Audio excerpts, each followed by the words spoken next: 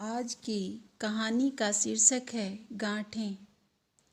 सरला ने चहकते हुए घर में प्रवेश किया। सबसे पहले वह अपनी नई आई भाभी दिव्या से मिली।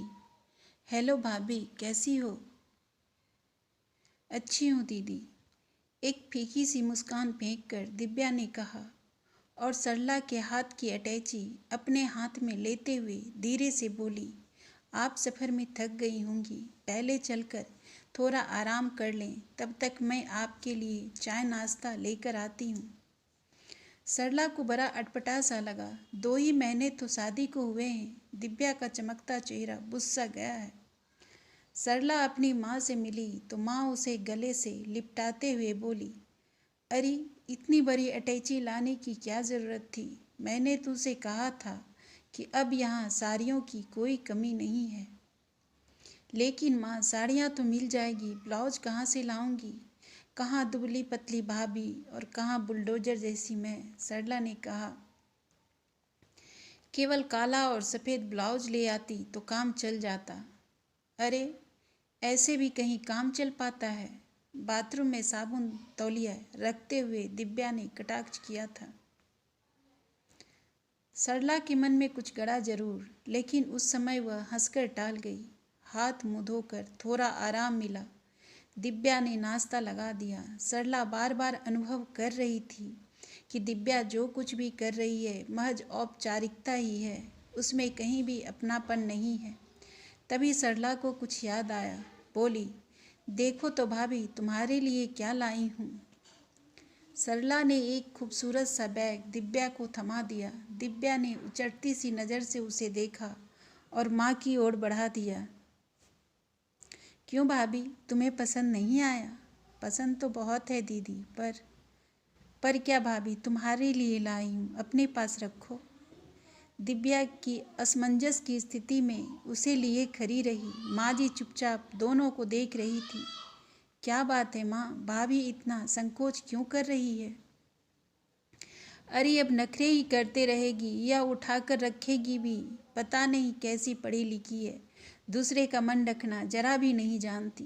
नखरे तो हर वक्त नाक पर रखे रहते हैं। माँ ने तीखे स्वर में कहा। माँ, भाभी से ऐसे क्यों कह रही हो? नई नई है, आपकी आज्ञा के बिना कुछ लेते संकोच होता होगा। सरला का अपनापन पाकर दिव्या के अंदर कुछ पिघलने लगा। उसकी नम हुआ आंखें सरला से छिपी न रह सकी। सरला सभी के लिए कोई न कोई उपहार लाई थी। छोटी बहन उर्मिला के लिए सलवार सूट, उमेश के लिए नेक टाई और दिवाकर के लिए शर्ट पीस। उसने सारे उपहार निकाल कर सामने रख दिए। सब अपने अपने उपहार लेकर प्रसन्न थे। दिव्या चुप बैठी सब देख रही थी। भाभी, आप कश्मीर घूमने गई थी, हमारे लिए क्या लाईं? सरला ने टोका। दिव्या एक फीकी सी मुस्कान के साथ जमीन देखने लगी। भला क्या उत्तर दे? तभी दिवाकर ने कहा, दीदी, भाभी जो उपहार लाई थी वे तो माँ के पास हैं, अब माँ ही आपको दिखाएंगी। दिवाकर, तू बहुत बोलने लगा है, माँ ने झिड़का। इसमें डांटने की क्या बात है माँ, दिवाकर ठीक ही तो कह रहा है, उमेश ने समर्थन किया। अब तू भी बहू का पक्ष लेने लगा। माँ की जुबान में करवाहट घुल गई। सरला, तुम ही बताओ कि इसमें पक्ष लेने की बात कहाँ से आ गई? एक छोटी सी बात सीधे शब्दों में कही है। पता नहीं माँ को क्या हो गया है, जब से शादी हुई है जरा सा भी बोलता हूँ तो कहती है मैं दिव्या का पक्ष लेता हूँ। स्थिति विस्फोटक हो इससे पहले ही दिव्या उठकर अपने कमरे में चली गई। आंसू बहे इससे पहले ही उसने आंचल से आंखें पोंछ डाली। मन ही मन दिव्या सोचने लगी कि अभी तो गृहस्थ जीवन शुरू हुआ है, अभी से यह हाल है तो आगे क्या होगा। जिस तरह सरला अपने भाई बहनों के लिए उपहार लाई है, उसी तरह दिव्या भी सबके लिए उपहार लाई थी। अपने इकलौते भाई मनीष के लिए टी शर्ट और अपनी मम्मी के लिए शॉल कितने मन से खरीदी थी। पापा का सिगरेट केस कितना खूबसूरत था। चलते समय पापा ने 2000 रुपये चुपचाप पर्स में डाल दिए थे। उनकी लाडली घूमने जो जा रही थी। मम्मी पापा और मनीष उपहार देखकर कितने खुश होंगे, इसकी कल्पना से वह बेहद खुश थी। सरला, उर्मिला, माजी तथा दिवाकर के लिए भी दिव्या कितने अच्छे उपहार लाई थी। उमेश ने स्वयं उसके लिए सच्चे मोतियों की माला खरीदी थी और वह कश्मीरी कुर्ता जिसे पहनकर उसने फोटो खिंचवाई थी। कश्मीर से कितने खुश खुश लौटे थे वे और एक एक सामान निकाल कर दिखा रहे थे। माँ जी के लिए कश्मीरी सिल्क की साड़ी, पापा जी के लिए गरम गाउन, उर्मिला के लिए कश्मीरी कुर्ता, दिवाकर के लिए घड़ी और सरला के लिए गरम शॉल। माँ जी एक एक सामान देखती गईं और फिर सारा सामान उठाकर अलमारी में रखवा दिया। तभी माँ जी की नज़र दिव्या के गले में पड़ी मोतियों की माला पर पड़ी। उर्मिला ने कहा, भाभी यह क्या? माला भी वहीं से ली थी, बड़ी प्यारी है। और दिव्या ने वह माला गले से उतार कर उर्मिला को दे दी थी। उर्मिला ने पहन कर देखी। माँ जी एकदम बोल उठी, तुझ पर बड़ी जम रही है, चल उतार कर रख दे, कहीं आने जाने में पहनना, रोज पहनने से चमक खराब हो जाएगी। उमेश और दिव्या हतप्रभ से रह गए। उमेश द्वारा दिव्या को दिया गया प्रथम प्रेमोपहार उर्मिला और माँ जी ने इस तरह झटक लिया, इसका दुख दिव्या से अधिक उमेश को था। उमेश कुछ कहना चाहता था कि दिव्या ने आंख के इशारे से मना कर दिया।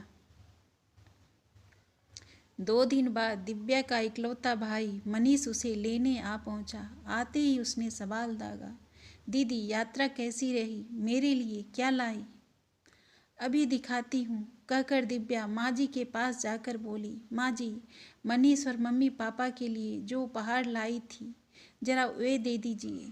तुम भी कैसी बातें करती हो बहू, क्या तुम्हारे लाए उपहार तुम्हारे मम्मी पापा स्वीकार करेंगे?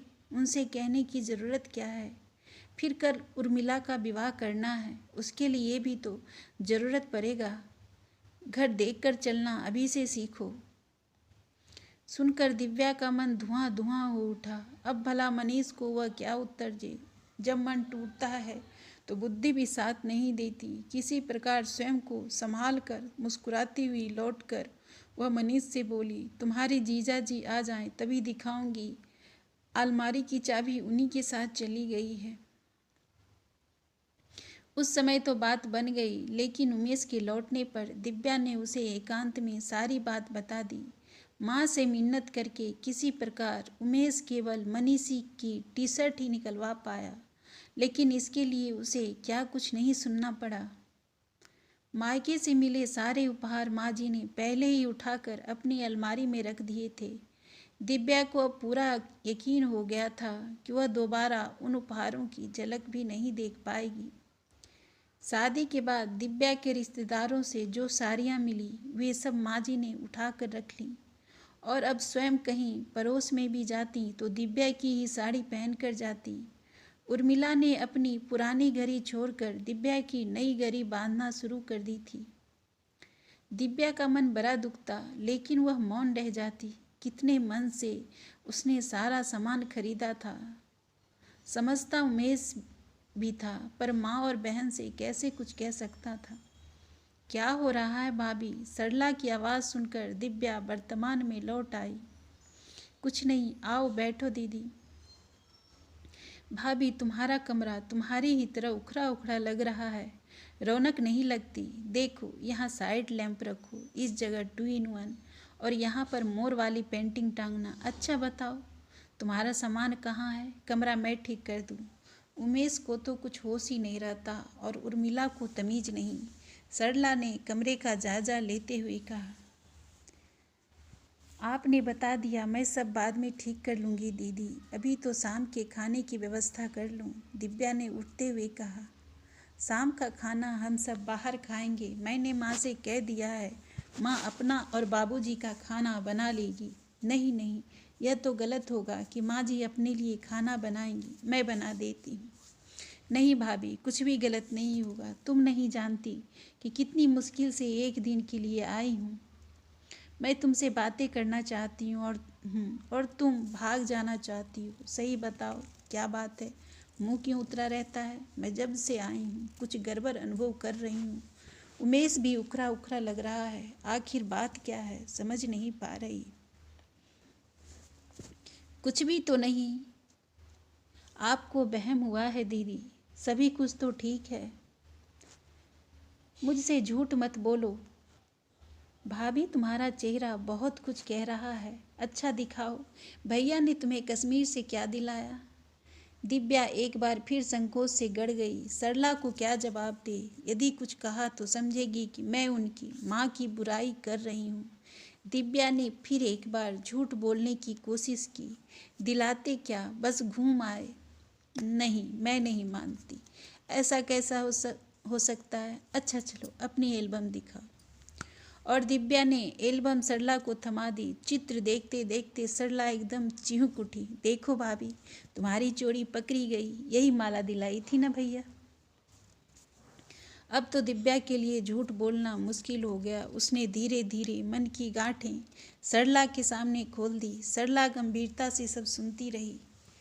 फिर दिव्या की पीठ थपथपाती हुई बोली, चिंता मत करो, सब ठीक हो जाएगा। अब तुम बाहर चलने के लिए तैयार हो जाओ, उमेश भी आता ही होगा।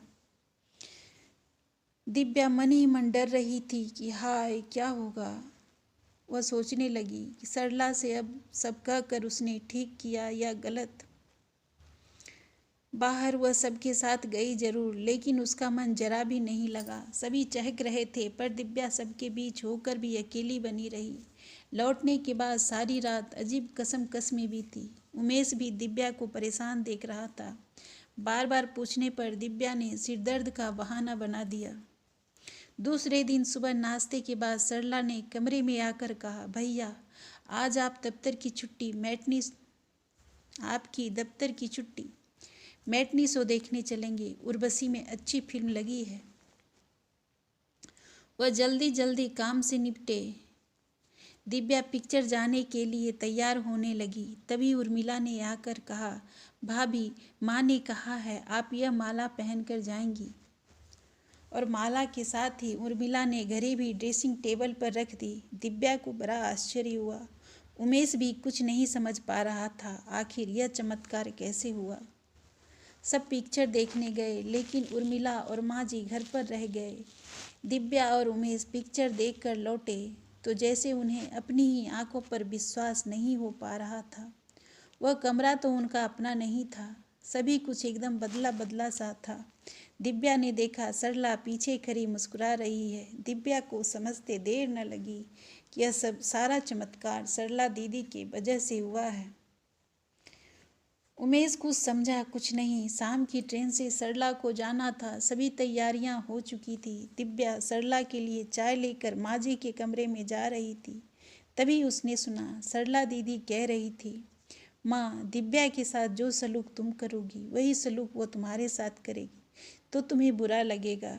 वह अभी नहीं है, उसे अपना बनाने के लिए उसका कुछ छीनो मत, बल्कि उसे दो। और उर्मिला, तू भी भाभी की कोई चीज़ अपनी अलमारी में नहीं रखेगी। बात बात पर ताना देकर तुम भैया को भी खोना चाहती हो। जितनी गांठें तुमने लगाई है एक एक कर खोल दो, याद रहे फिर कोई गांठ न लगे। और दिव्या चाय की ट्रे के हाथ में लिए दरवाजे पर खड़ी आंसू बहा रही थी। दीदी, आप जैसी ननद सबको मिले। चाय की ट्रे मेज पर रखकर दिव्या ने सरला के पांव छूने को हाथ बढ़ाए तो सरला ने उसे गले से लगा लिया।